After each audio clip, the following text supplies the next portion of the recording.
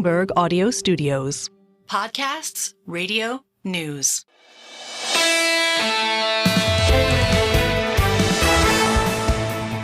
The single best idea, and the single best idea is a terrific lineup of conversation on this Jobs Day, and of course some election coverage. Major shout out to David Gura. It sounds romantic, but it's not. He's in Wisconsin interviewing Senate candidates, and then he's got to take a plane. He's got to wait here. It's 20 minutes late. It's an hour late. The car's stuck in traffic because of Yankee Game 5 baseball, whatever. And then he gets home, and then he's getting on a plane again, and he's leaving on a jet plane out to Pennsylvania, where he'll really get the pulse of Pennsylvania over the weekend. And David Gura will be part of our election night coverage. That's 5 p.m. Joe Matthew, Kaylee Lines in at 7. John Farrell, AMH, join as well with David Gura's wonderful perspective from Pennsylvania. Wrapped around that is a Jobs Day and what the American economy means for the election. We started strong with Claudia Sahm, New Century Advisors. So having spent a lot of time in the last year or so thinking about what is this disconnect between what we see in the data, which largely looks pretty good, and what we see coming out of people's mouths, which is largely not good, I think there's a residual effect of what we have gone through with the pandemic. The last 4.5 years, I had a couple tell me, you're right, we look better on paper than we did 4 years ago, but we don't feel like it. And we're worried that tomorrow we might not be.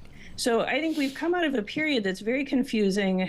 There have been lots of twists and turns. Most of them have not been for the good. So I can understand why people are not comfortable in, even if they've made progress, in really embracing it. So I think coming out of the pandemic, we do have some scars emotionally, even if we don't want to admit it. And I think also legitimate uncertainties about what comes next.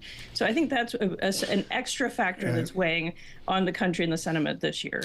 Claudia Sahm, the basic tone off the jobs report, and this was led by the great work of Anna Wong, who we were thrilled joined us with Bloomberg Economics, is it's not just the hurricanes. That's the message I got today.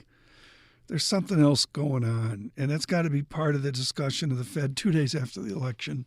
We'll do the Fed Decides November 7. What we decided is Ellen Zentner of Morgan Stanley Investment does great analysis. Here is Ellen Zentner on your wage. Look, average hourly earnings in this report, it's a tiny sample.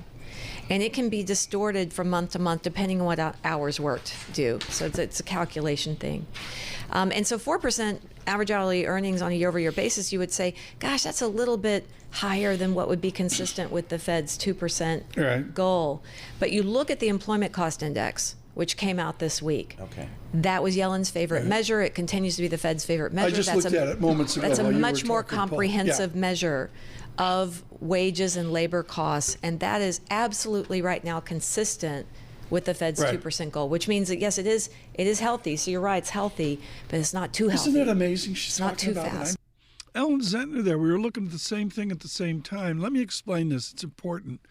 In the jobs report, there are 2 jobs reports, and they've got average hourly this, weekly that. There's lots of earnings numbers.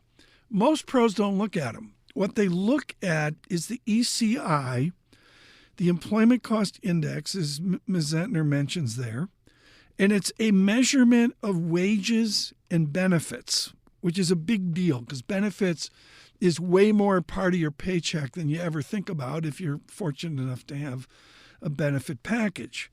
And the answer is, and I don't have the numbers in front of me, but we were up at a lofty 5%.